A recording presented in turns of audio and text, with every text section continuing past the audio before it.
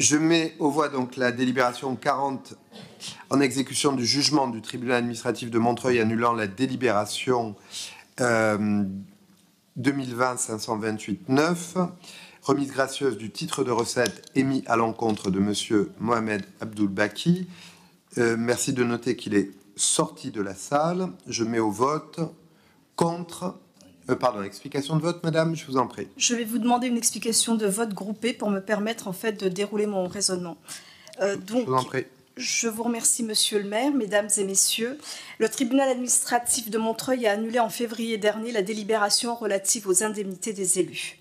Les juges ont annulé cette délibération en considérant notamment qu'elle ne comportait pas d'informations sur le critère objectif retenu pour moduler les indemnités entre élus.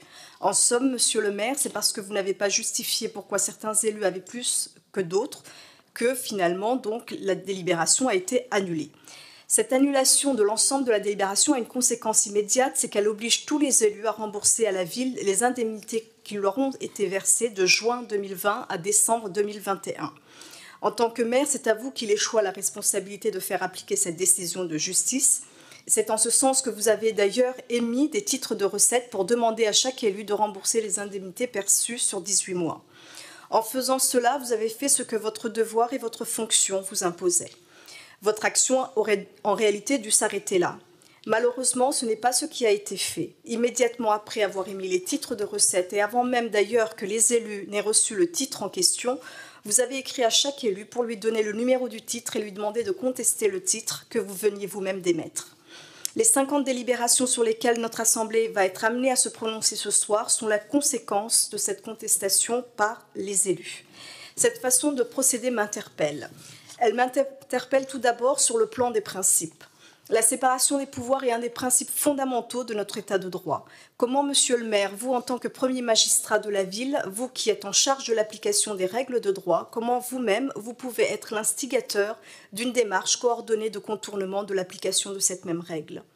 En écrivant à chaque élu pour lui donner le numéro du titre à contester et la marche à suivre, vous videz de son contenu la décision de justice que vous êtes supposé faire appliquer et ce faisant, vous piétinez, à mon sens, le principe de séparation des pouvoirs. Cette façon de procéder m'interpelle aussi tant elle est en contradiction avec ce que doit être, de mon point de vue, votre rôle de maire. Le maire est le garant de l'intérêt général, il est celui qui fait prévaloir sur les intérêts particuliers l'intérêt général. Je m'explique là également. Le tribunal a annulé la délibération. Cette annulation se traduit par l'émission de titres de recettes, soit une recette de 1 million d'euros pour la ville. Il y a dans cette affaire un conflit évident dans l'intérêt de la commune, qui est de recevoir cette recette, et les intérêts individuels des élus qui ne souhaitent pas rembourser les indemnités perçues. Pour éviter aux élus de devoir rembourser les sommes perçues, vous avez mis en place une mécanique permettant d'annuler les effets du titre que vous veniez d'émettre. Ce faisant, monsieur le maire, vous et votre majorité choisissez de mettre l'intérêt personnel de chaque élu plutôt que donc de faire prévaloir l'intérêt général qui est celui de la commune. Et ça, c'est très grave. En faisant le choix de la remise gracieuse, au lieu de faire rentrer donc 1 million d'euros dans les caisses de la ville, vous décidez de créer une dépense de 1 million. De mon point de vue, ce n'est pas le rôle du maire d'organiser le non-recouvrement de cette somme. Le tribunal a fixé la règle comme pour tout justiciable, sa décision doit être exécutée. Pour chaque élu, cette affaire aurait dû se régler de manière individuelle, d'abord avec le trésorier municipal, parce que nos situations personnelles et nos moyens sont différents, puis devant les tribunaux. Cette façon de procéder interpelle aussi parce qu'en somme, elle est la traduction de la toute-puissance dans laquelle vous êtes. Ni vos élus, ni les différents groupes qui constituent cette majorité, ni votre cabinet, ni la haute administration n'ont manifestement su jouer leur rôle et mettre en garde contre les risques d'un tel contournement de la règle. Au-delà du risque juridique à proprement parler sur le plan symbolique, les actes que vous posez ce soir sont lourds de sens et participent à détériorer l'image d'une classe politique qui semble de plus en plus déconnectée des réalités. J'ai entendu dire que la NUPES cherchait à renouer avec les classes populaires. En tout état de cause, ce ne sont pas des comportements tels que ceux de ce soir qui nous permettront de retrouver les classes populaires, comme vous le dites. Les classes populaires, elles, ne bénéficient pas de remises gracieuses collectives. Quand elles demandent une remise gracieuse, et c'est bien normal, on vérifie chaque situation individuelle et on s'assure que chacune justement, chaque personne qui fait la demande de remise gracieuse a des difficultés financières avérées et qu'elle ne peut objectivement pas honorer sa dette. Je conclurai mon propos en rappelant qu'il n'y a pas de responsabilité collective. Chacune et chacun d'entre nous est responsable de ce qu'il laisse faire. Tous les élus devraient, je pense, réfléchir à la portée de leurs actes avant de s'inscrire dans une procédure qui, malgré les apparences, est une entreprise de contournement en bande organisée de la règle de droit. Pour ma part, je voterai contre la cinquantaine de délibérations par lesquelles il est prévu d'accorder une remise gracieuse aux élus de cette Assemblée. J'ai répondu par avance à cette intervention que je ne qualifierai pas. Dans mon intervention liminaire, je veux simplement rappeler à ceux qui nous regardent encore à cette heure avancée que nous obéissons à travers les actes de délibération qui sont proposés aux recommandations strictes du président du tribunal administratif qui, interrogé à ma demande sur les conditions d'application du jugement d'annulation en première instance de la délibération du 28 mai relative aux indemnités,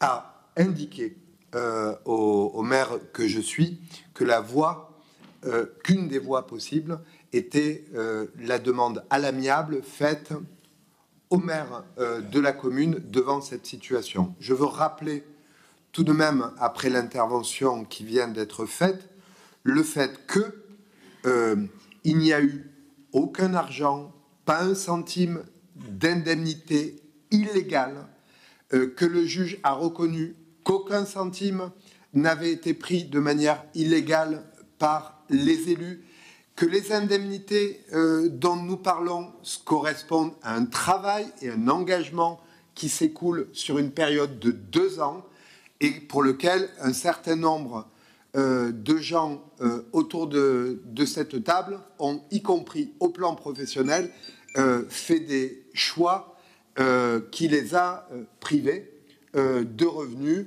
Ils se sont libérés dans l'ordre professionnel et ils ont, comme tous les élus de France à travers le territoire, droit aux conséquences de la loi, c'est-à-dire au fait de recevoir une indemnité correspondant aux fonctions qui leur sont confiées, soit par les électeurs et les électrices en tant que conseillers municipaux, soit par le maire en tant que conseiller municipaux délégué ou adjoint délégué suite au vote du conseil municipal.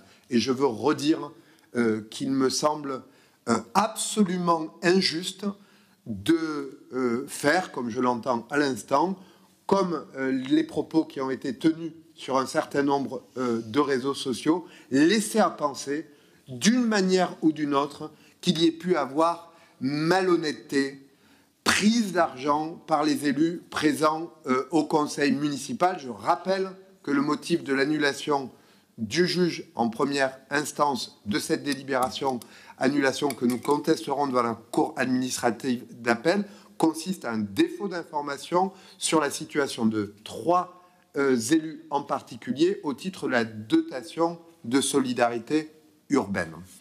Je mets donc aux voix, ayant constaté que M. Abdul-Baki n'est plus dans cette pièce, la délibération 40, qui est contre, qui s'abstient, proposition adoptée. Je vous remercie. Nous passons à la délibération 41, même principe pour Madame Alphonse. Je constate qu'elle n'est pas dans cette salle. Je mets aux voix, contre, abstention, adopté. Je vous remercie. 39, nous passons à la décision modificative numéro 1 qui, en fait, actualise notre budget en fonction des actes que nous venons de voter. Pas de demande d'inscription. Pardon, Madame Yunis, je vous en prie. Merci, Monsieur le maire, Mesdames et Messieurs. 1 euro dépensé doit être 1 euro utile aux Montreuillois. C'est la formule que vous avez l'habitude d'utiliser, Monsieur le maire, dans vos communications relatives au budget.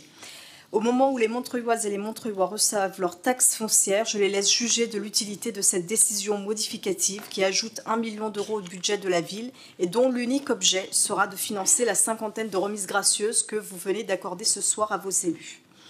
Sur le plan des symboles, je ne peux m'empêcher de rapprocher ce million d'euros des remises que nous avons accordées ce soir à 9 familles qui ne pouvaient pas payer la cantine. Cette remise-là, elle, est une remise justifiée par des situations personnelles difficiles et elle aura coûté que 6 000 euros à la collectivité. Au-delà de cet aspect symbolique, de mon point de vue, cette décision modificative ne devrait pas être votée pour des raisons juridiques. En effet, cette décision modificative est la conséquence directe des remises gracieuses accordées précédemment. À partir du moment où la quasi-totalité du conseil municipal est concernée par les remises gracieuses à financer, il semblerait logique que ces mêmes élus ne puissent pas participer au vote de cette délibération. En effet, voter cette délibération pour celles et ceux qui bénéficient de la remise gracieuse, c'est un peu comme voter pour financer un avantage pour eux-mêmes. En principe, cela devrait être impossible. On voit là toutes les limites du mécanisme mis en place pour permettre de contourner l'application du jugement du tribunal administratif. Et pour ma part, comme pour les remises gracieuses précédemment votées, je voterai bien entendu contre cette décision modificative du budget de la ville. Merci beaucoup. J'ai donné déjà les éléments d'explication sur le sujet et à nouveau, je ne commenterai pas le caractère de votre intervention. Je mets aux voix la DM1 du budget 23 qui est contre, qui s'abstient. Proposition adoptée, je vous remercie.